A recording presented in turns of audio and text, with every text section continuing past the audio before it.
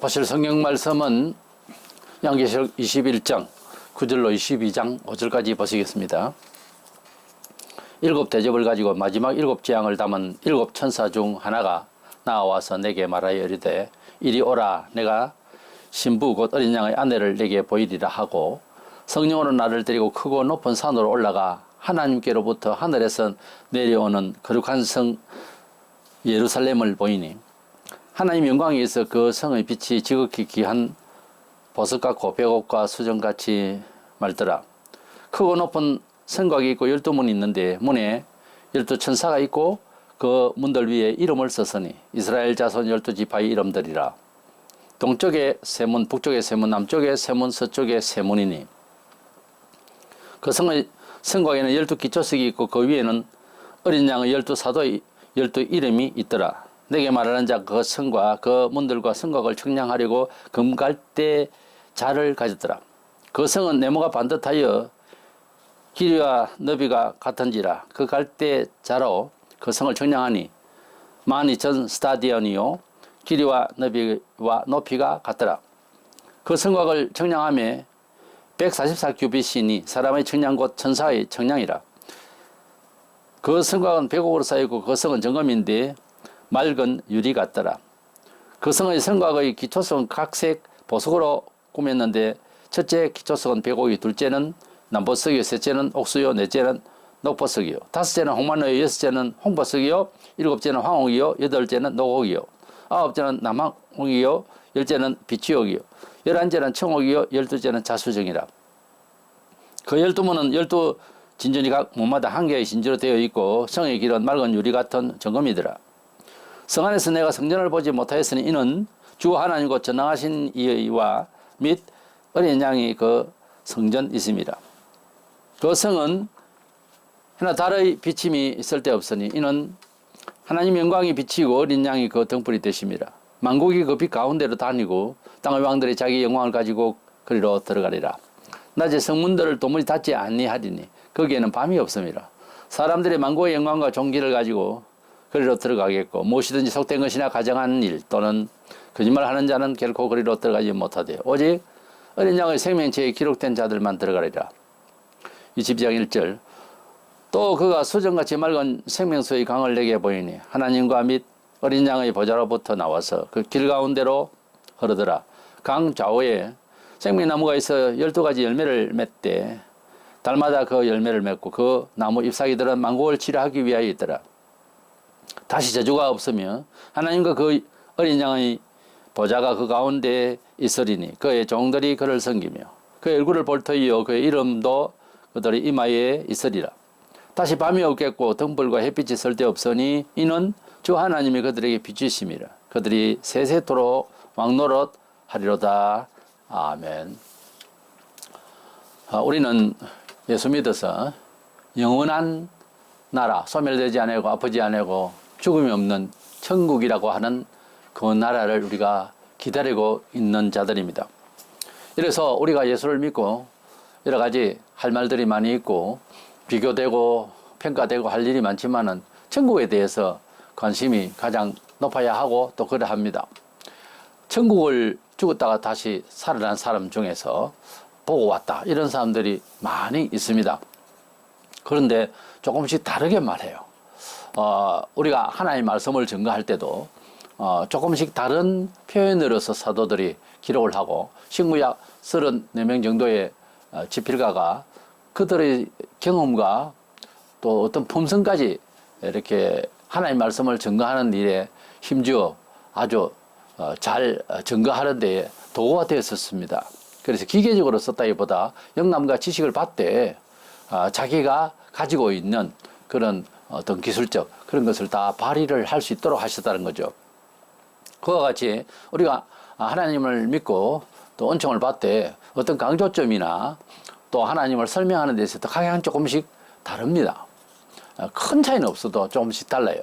그래서 천국에 대해서 좀 더 모델이 되는 것이 정확한 것이 뭐냐 하는 걸 여러 사람을 통계를 내지 말고 본문에 있는 내용대로 천국이 그렇게 생겼다 하는 점을 이해하시면 좋겠습니다. 이래서 다른 사람들의 간증은 좀 참고로 삼는 것이 좋겠고요. 그래서 거룩한 도성, 거룩하다는 말이 뭔가 하면은 비세속적이다 그 말이고, 거룩한 것은 하나님의 것이다 그런 뜻이었어요. 그래서 하나님의 성이라는 거죠. 하나님 나라 그 말입니다. 그래서 하나님의 나라인 천국 또는 신국, 그 나라에 우리가 가서 살게 될 것인데, 미리 그 나라의 모습을 여행을 우리가 가게 될 때에 정보를 봅니다. 요즘은 인터넷 통해서 영상까지도 다 나오고, 뭐 물론 컬러풀하게 그림도 충분히 나오죠. 과거에야 뭐 아무것도 모르죠.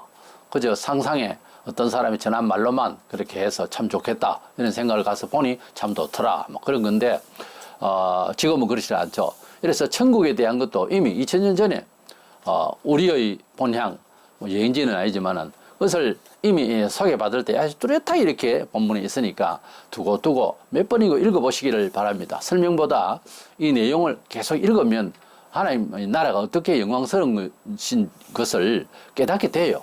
그래서 그 정보를 알고 우리가 천국을 기다리는 것과 막무가내 그냥 천국을 간다 이러면 옛날 사람들이 지식이 없어가지고 극락과 내리 생각을 하는 경우도 있고요. 작은 막연한 그런 무슨 그 실체도 없는 피안의 세계 무슨 이런 것을 생각하는데 그것은 아닙니다. 천국은 분명히 확실히 있고 또 그 나라에 대한 모습마저 섬세하게 이렇게 기록되어 있으니까 어떤 내용인지를 우리가 잘 살펴보고자 합니다. 먼저는 천국에 우리가 갔을 때에 그 모습을 보게 되면 사도 요한이 볼 때에 그랬었습니다. 이 남편을 위해서 단장한 신부 같더라 그랬어요. 이런 표현이 계시게 가끔 나오죠. 우리가 남편을 위하여 단장한 신부, 최고의 아름다운 그런 모습이겠죠. 아무리 세상에 여성이 못 나왔다 싶어도 그런 인물이 있다 하여도 결혼하게 되는 그 남편 앞에서의 신부로서는 최고 아름다운 모습입니다. 그걸 우리가 인정해야죠. 남이사 뭐 미의 기준이 다를지 몰라도 내 눈에는 최고 이쁘다 이거지요. 그래서 그런 뜻에서 봐야 됩니다. 하나님의 나라가 각양 다르게 이렇게 사람들이 체험을 했다고 하지만은 우리가 똑같이 객관적으로 아름다운 모습을 요한이 봤으니까 요한의 취향이 아닙니다. 그 하나님의 나라를 우리가 볼 때에 마치 신랑 앞에서는 신부와 같은 단장한 그것도 신부와 같은 모습이다 그렇게 표현하고 있습니다. 결혼식에 나오는 신부의 그 중심과 또 외모의 갖춤 단장은 최고 아름다운 시간이 되겠습니다. 9절에 오라 내가 신부 곧 어린 양의 아내를 내게 보이리라 그랬어요. 아주 그 아름다운 천국의 모습. 그것을 뭐 여러 가지 표현들이 있어요. 너무 부셔서 바라볼 수도 없을 정도로 부쩍부쩍하다 어떻더라 이런 사람들이 그 경험된 이야기를 하는데 이 본문에 있는 대로 우리가 짚어가면서 이해를 하기를 원합니다. 10절에 하나님께로부터 하늘에서 내려오는 거룩한 성이라 그랬어요. 이 하나님의 나라는 특별하기 때문에 그래서인지 사실은 하늘에서 내려오는 거룩한 성이라는 이 말 자체에 정관사가 다 붙어 있어서 그 거룩한 그 새 예루살렘 아주 이렇게 직역을 했으면 좋았을 뻔했어요. 그래서 하나님의 나라로서 우리가 영원히 살 그 도시는 너무나도 아름답고 그 거룩한 새 예루살렘 이렇게 우리가 봐야 할 것입니다. 그래서 신랑을 맞이하여 단장한 신부와 같이 그렇게 보일 것이다. 한마디로 말해서 일축하면 그렇게 아름다운 나라다 그 말입니다. 그러면 어느 정도 아름답고 구성이 되어 있는가? 두 번째로는 거룩한 성의 구조를 살펴보려고 합니다. 꾸며진 여러 가지 보석들은 지금 지상에서 느끼고 가치로 여기고 있는 그런 비싼 가격, 아름다운 빛깔 이렇게 생각하면 안 됩니다. 적어도 그렇게 보석 그 글자 그대로 또 우리가 지상에서 생각하는 그 그대로의 보석으로 지어져도 세상 천지 그런 집이 없죠. 예. 그러나 그런 식으로 보는 것은 은근히 탐심과 정욕과 세속적인 가치 이념이 있기 때문에 그것을 다 벗어버리고 의미로 먼저 찾아야 됩니다. 왜냐하면 천국에 있는 모든 요소들은 꽃도 그렇고 우리에게 뜻을 전달하고 양심을 들여다보면서 소통하는 그런 물질들이기 때문에 이건 얼른 일반 합리적인 사고식으로서는 이해가 안 갈 겁니다. 은혜를 받고 크게 회개하고 난 뒤에 산에서 회개했든지 밤중에 회개했든지 자관 그 회개하고 난 뒤에 그 산에서 하산을 하면서 보면 잎들이 노래를 하는 것 같아요. 춤을 추고. 예. 나무들도 그렇고 하늘도 달리 보이고 그렇습니다. 천국에서는 조금의 순간에 그런 큰 희열을 느끼듯이 천국은 모든 요소가 다 말을 하고 나와 소통을 하고 하는 게 영광을 드리는 영광의 모습이 있다는 점을 생각해야 되겠습니다. 문제는 그 성의 구조에서 하나님의 영광으로 둘러싸인 성이라고 되어 있어요. 11절에 그 성의 빛이 지극히 귀한 보석 같고 백옥과 수정같이 맑더라. 그래서 이 백옥은 진실성을 말해요. 깨끗하게. 또 존귀하다는 그런 뜻이 있습니다. 두 번째로는 12절에 크고 높은 성곽이 있고 12문이 있는데 12천사가 있고 그 문들 위에 이름을 썼고 이스라엘 자손 12지파 이름들이 있다고 그랬어요. 크고 높은 성곽은 그냥 아주 단단하고 든든하다고 말해요. 하나님 나라는 든든하게 보인다.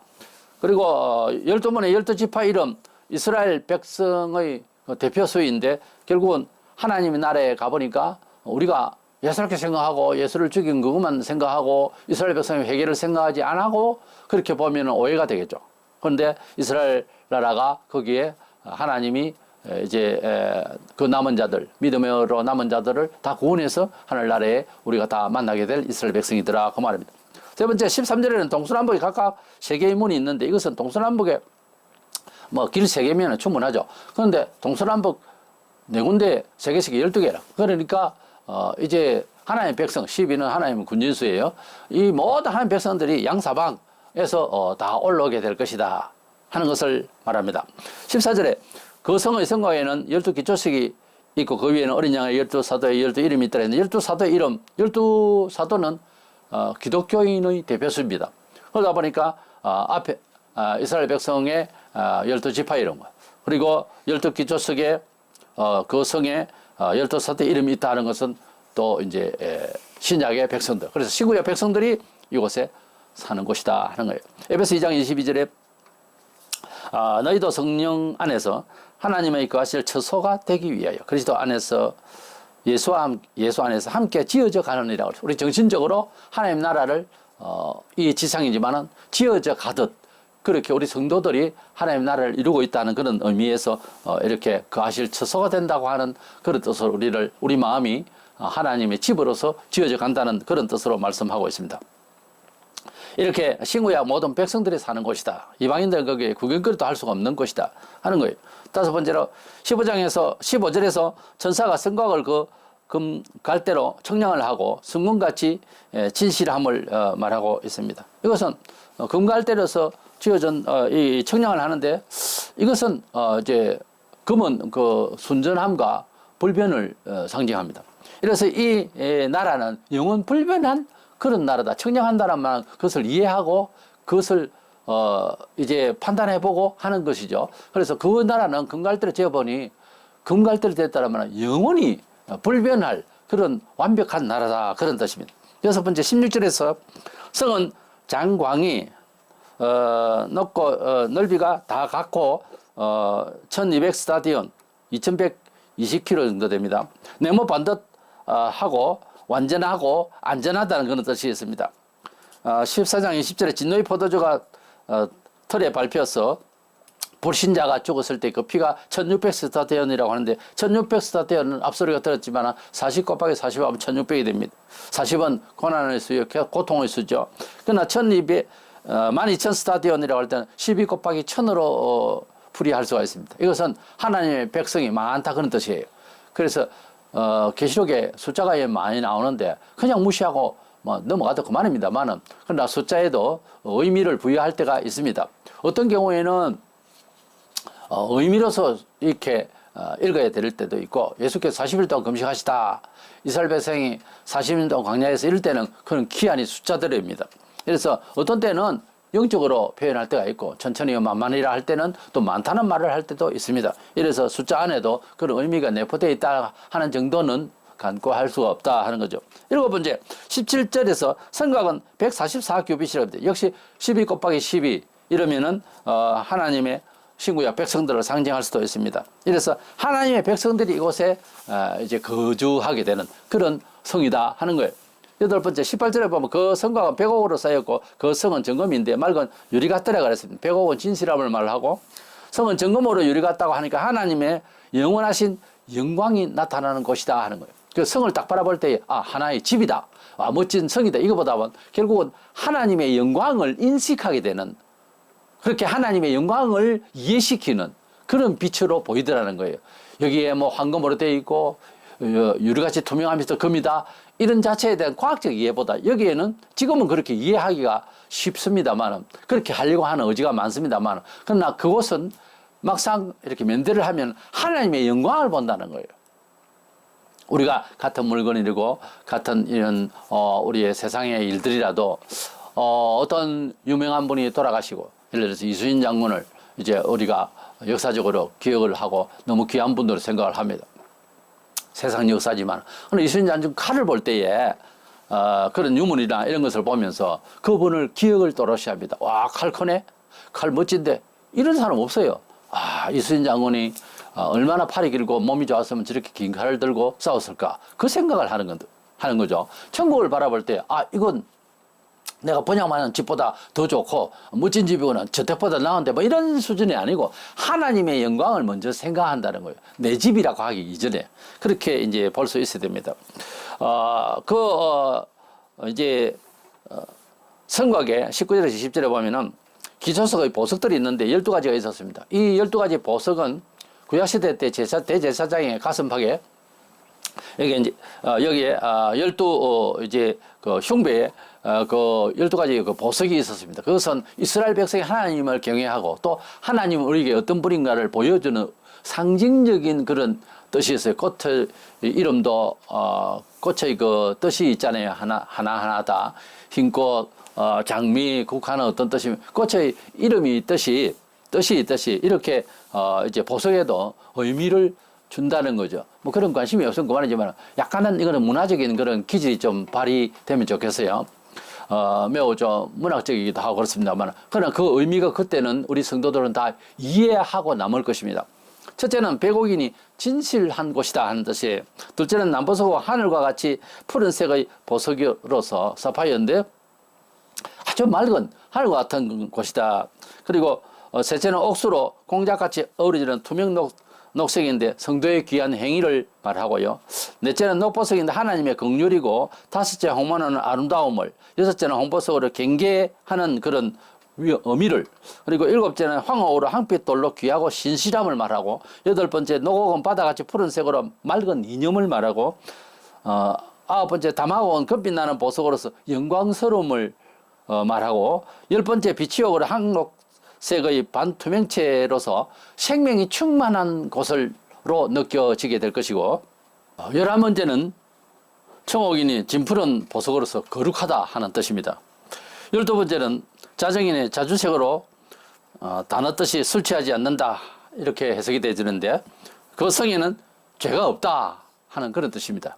이래서 우리 하나님의 나라에 대한 그 꾸며진 보석들의 의미가 이렇게 지상에서도 하나님의 나라를 사모하는 사람이 이런 하나님 나라가 주고자 하는 그런 의미들을 우리 생활에서 생활로 나타내 보여야 할 것입니다. 이제 세 번째로는 거룩한 도성의 그 문화 생활에 대해서 생각을 하려고 합니다. 먼저는 성 안에는 성전이 없었다 했습니다. 22절에 성부와 성자가 곧 성전이라 하고 있습니다.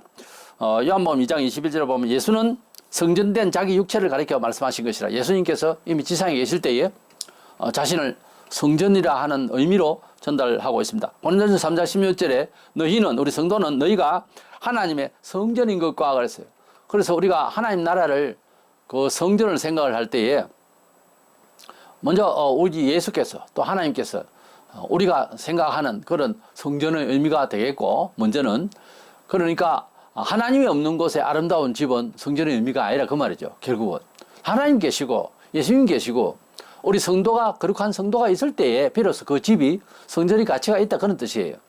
그러니까 성전만 지어놓고 신자가 신자답지 못할 때는 그건 성전이라 할 수가 없어요. 보이는 물론 전이지만은 뭐 들어 성전 그러는데, 원래 성전의 의미는 우리 자신 속에서 하나님의 백성들이 가지고 있는 정신적인 세계를 말합니다. 그런데 우리가 밖으로 나타나 있는 성전이라고 해서 원칙적으로는 예배당이라고 해야 됩니다. 구약에는 성전의 개념이 있습니다만, 그 예배당은 모습이 지하도 될 수 있고 들에서도 이제 대충 만들어서 그 구역을 만들어서 성전을 할 수도 있고 하겠죠. 그러나 그것은 이제 구약과 개념이 다릅니다. 그래서 지금은 예배를 드리는 처소를 예배당이라고 하는 것이 옳습니다. 성전이라고 말하는 것은 구약식이라서 구약의 모든 절기나 모든 외인적인 여러 가지들이 다 폐지된 상황에서 성전도 그렇게 말을 이제 사용을 하는 것을 금하고 이제는 예배당이라고 하는 것이 좋겠습니다.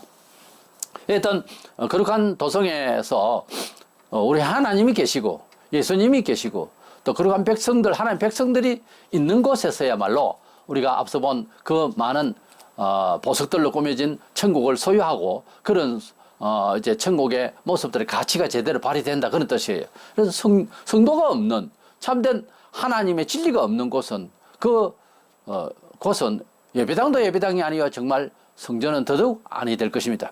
그래서 그곳에서 성전이 따로 없더라는 거예요. 하나님의 우리의 예루살렘 거룩한 도시는 있지만은 성전이 따로 없더라는 거죠. 두 번째, 어둠이 없고 빛으로 충만한 곳이라서 23절에서 그 성에는 성부의 영광이 비치고 어린 양의 등불이 되어서 지금의 일월 성진 빛이 필요 없더라 그랬어요. 22장 5절에 보면 다시 밤이 없겠고 등불과 햇빛이 쓸데없으니 이는 주 하나님이 그들에게 비치심이라 그들이 세세토록 왕노릇 하리로다 그랬습니다. 우리가 빛에 대해서도 창세기에 보면 창세기 1장 1절에 태초에 하나님 천지를 창조하시나 하고 이제 흑암이 이제 꽉 차 있는 이런 혼돈한 이 모든 모습들에서 빛이 있으라 하시고 그 빛이 쫙 비치니까 모든 만물이 보여서 그때부터 이제 하늘과 땅과 이렇게 정리를 하게 하시는 모습이 보이는데 그 첫째 날에 빛을 지으셨거든요. 그리고 넷째 날에 태양과 달과 별과 별들을 지으셨어요. 그렇다면 어느 빛이 참 빛이냐 이렇게 이제 해석이 되어야 될 것 아닙니까? 진짜 빛은 첫째 날에 만드신 그 빛의 근원인 빛입니다. 그래서 태양이 아무리 빛나고 발광체가 자가 발광을 하고 어떻고 해도 자체 발광이 그냥 되는 것이 아니고 빛의 근원이 있기 때문에 그 빛을 싹 빼버리면은 그 태양은 궤도 안에 있는지는 몰라도 빛이 안 납니다. 갑자기 빛이 안 날 수가 있어요. 그래서 빛의 근원 대신 하나님은 빛이시라고 했고 그래서 빛을 창조하신 첫날인데 예수님은 세상에 빛으로 오셨다고 하는 이런 등의 말씀을 통해서 볼 때에 모든 과학적인 빛도 그렇고 세상에 좋은 지혜와 여러 가지의 근원은 하나님께 있다는 거지. 그것을 다른 말로는 합성해서 생명의 빛으로만 모든 근원을 시작한다는 거예요. 생명의 빛이 없으면 생명의 빛의 지혜가 없으면 생명의 빛의 어떤 능력이 없으면 아무것도 사람이 할 수가 없는 거죠. 이래서 그곳에는 하나님이 빛이시고 예수님이 빛이시고 성경에 이런 바를 하나님의 말씀이 빛이시고 우리 성도를 너희는 세상의 빛이라 그랬습니다. 이래서 우리가 마음속의 빛 참된 빛을 우리가 이해하고 하나님의 나라에 가야 그 부시는 그 빛을 제대로 생명으로 호흡할 수가 있습니다. 참된 생명의 빛에 대해서 참 그것은 빛된 이야기다 빛의 말씀이다 이런 것이 소통이 안 되면 천국의 빛을 어떻게 이해할 겁니까? 천국의 빛은 과학적으로 환하더라 예수님의 얼굴에서 환한 빛이 나더라 그런 빛이 아니라니까요. 이 빛은 생명의 빛이기 때문에 우리가 소통이 되려고 하면은 그 빛이 한번 잠겨본 경험이 있어야 됩니다. 그걸 중생이라고 그래요. 우리는 빛 가운데에서 나서요. 빛으로 새 생명을 얻었어요. 이런 말들을 이해할 수 있을 때 비로소 천국의 빛을 우리가 눈으로 보고 마음으로 여길 수가 있을 것입니다.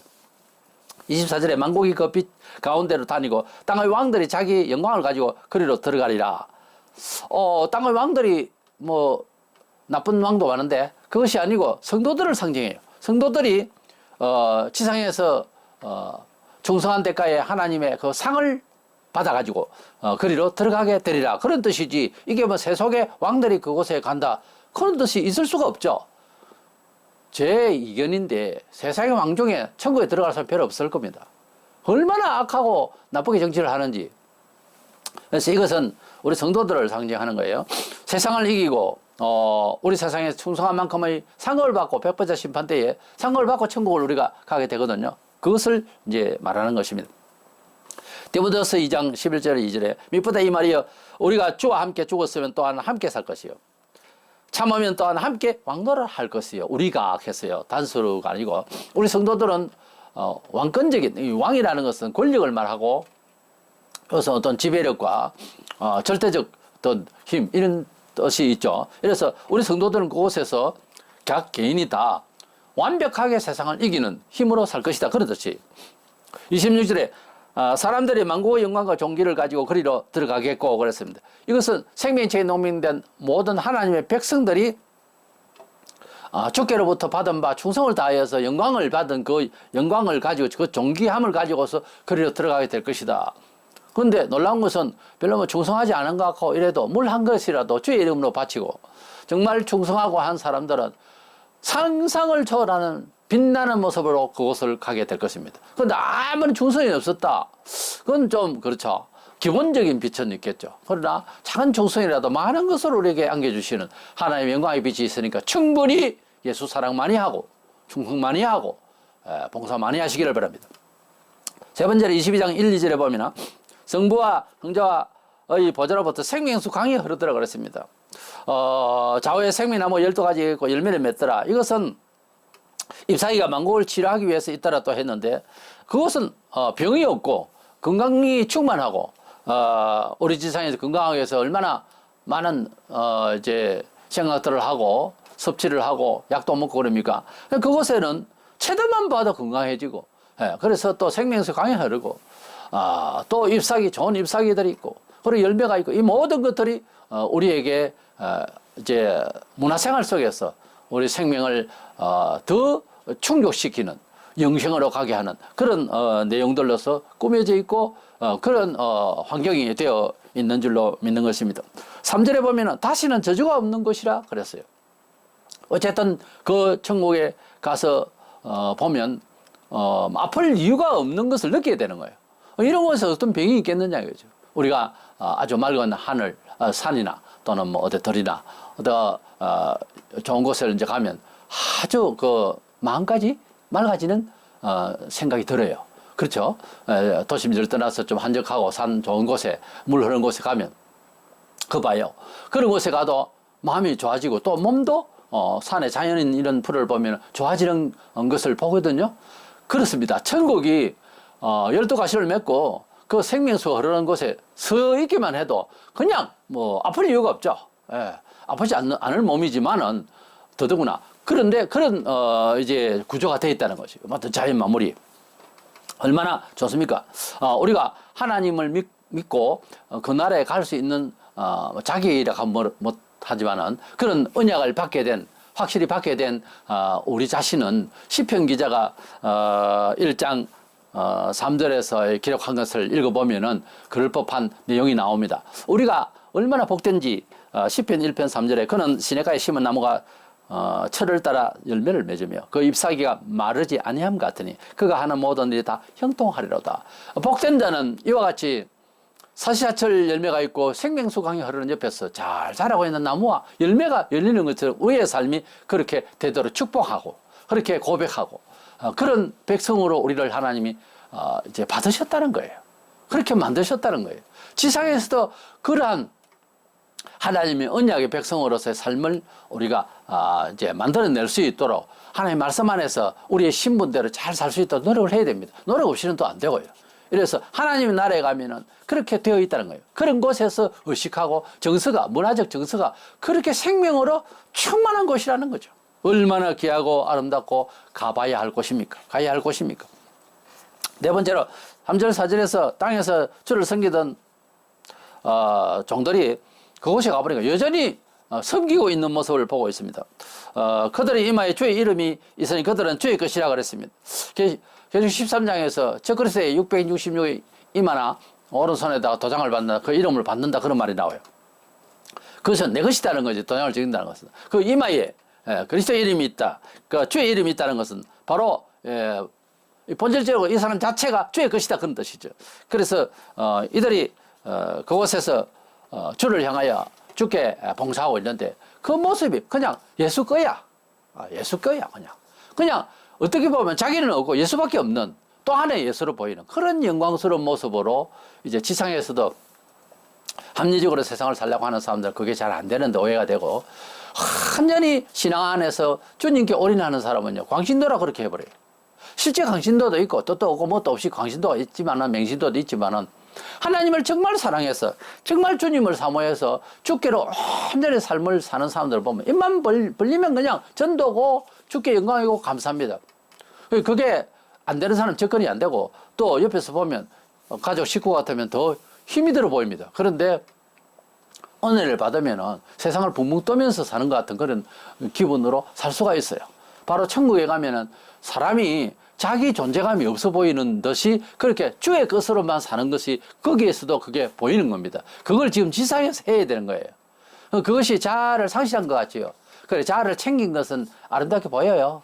지독하게 이기적이고 지독하게 쓸쓸하게 보이는 게 인간입니다.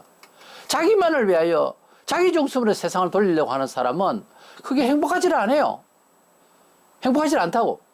그렇게 하는 일 중에 사는 존재일 뿐이에요. 그래서 성공한 사람, 뭐 춤을 추거나 또는 악기를 하거나 무엇을 하든지 특별히 예술가들은요, 그 하는 일에 있어서 즐거움을 가진대요. 즐거움이 없는 인생은 원칙적으로는 행복한 사람이 아니었어요. 그런데 놀랍게도요, 즐거움을 빼고 그 일을 그냥 하는 거예요. 즐거움을 빼고 인생을 산다고 대부분. 그래서 우리도 모르게 우리가 속는 거예요. 누구에게 뭐 이제 강요성이 없어 보이는데도 압박 가운데 사는 것이 그렇게 살다가 한다고 인생 가만히 살펴보면. 근데 기뻐하고 즐거움이 있어야 됩니다. 한 가지 한 가지 특별히 교회적으로 봉사하고 말씀대로 살려고 하는 이런 절제와 기도 이런 것들을 기쁨으로 감사함으로 기도하라 그랬잖아요. 이게 기쁨이 있어야 되는 거예요. 삶이 맨날 뭐 기쁨이 없고 맨날 판단 기회만 되면 그냥 뭐 난도질이나 하고 이렇게 사는 것은 아니에요. 우리가 하는 일, 적어도 개인이 하는 어떤 일이, 특이한 일이, 뭐 특별한 일도 있겠지만, 그러나 그것이 긴장이 필요하고, 그게, 상당히 그 중요한 일들이라도, 그것이 자기에게는 적어도 기쁨으로서, 즐거움으로서 일을 해야 된다는 거. 그렇지 않으면은 절대로 최정상을 올라갈 수가 없어요. 그래서 성공한 사례, 많이 행복하고, 또 얼굴이 밝고, 또 행복한 사람은요, 자기 하는 일에 남은 굉장히 고달프게 보이고 그렇게 보여도 굉장히 심취하면서 그 즐거움을 안고 있어요. 그랬을 때 뭔가 작품이 나오는 겁니다. 제대로. 인생은 하나의 명품이 돼야 되고 작품이 돼야 되지 않겠어요? 작품보다는 명품이 돼야 되겠죠. 그러려면 먼저 그 일에 대해 임하고 있는 우리 영혼 자체가 기뻐야 하는 거예요. 즐거워야 되는 거예요. 왜? 하나님이 함께 하시고 받으실 만한 일이라고 하는 전제가 있기 때문에. 그런 내면의 기쁨이 없이는 어떤 일을 성취하는 데는 피로가 와요. 화가 난다고. 그러나 하나님을 향하여서 하나님의 것이 되면, 성별이 된 하나님의 것이 되는 삶이고 그런 계획 아니고 그런 일이면 추진하는 중심에 있어서 기쁨이 있는 거예요. 왜냐하면 그 끝이 있고 상이 있기 때문에 하는 전제가 있어서 우리는 기쁨을 가지고 인생을 살아가야 할 줄로 믿습니다. 이래서 천국은 새 나라로서 우리가 세상에서 가지는 주택의 느낌이 아니고 또 어떤 도시가 아니고 하나님의 집이라고 하는 차원에서 그 집이 또한 우리 집이 될 때 그 영광이 어느 수준이겠느냐고.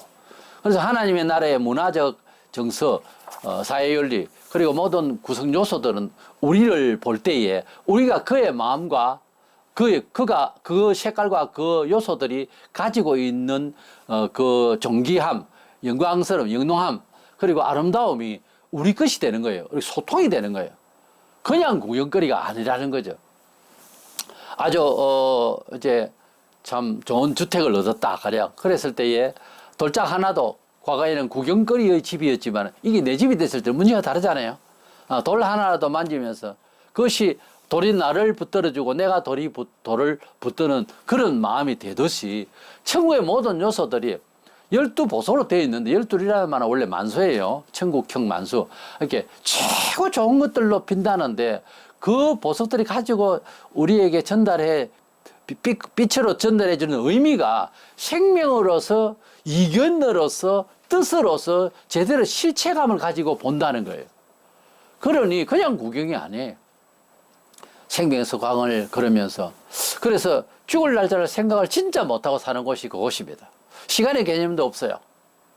어제 오늘 내일이 그래서 시간이 흐르지 않습니다. 강물은 흐르고 생명수의 옆에 있는 12가시는 맺고 하는데도 시간의 개념, 계절의 개념은 아닙니다.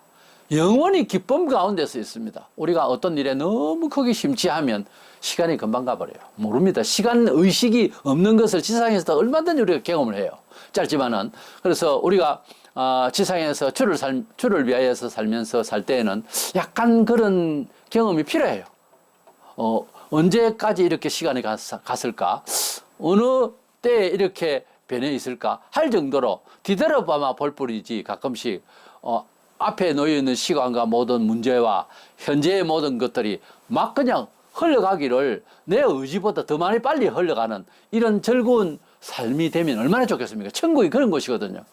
그래서 천국형 사고로 천국형 정서가 문화양식이 우리 속에 있기를 원하고 우리의 삶이 아무리 세상이 흉흉하고 힘들어도 예수님이 나의 성전이 되시고 하나님이 나의 성전이 되시고 우리 영혼이 하나님께 바칠 만한 성전이 되어 있다면 이 세상은 분명히 하나님의 도성처럼 우리에게 잘 소통되어지고 우리가 승리하고 기쁨으로써 우리가 살 수 있는 문화가 될 것이다. 이런 생각을 가지고 하나님의 나라를 소망하면서 모든 일에 인내를 잘 해나가는 저와 여러분 되시길 주의 이름으로 축원합니다.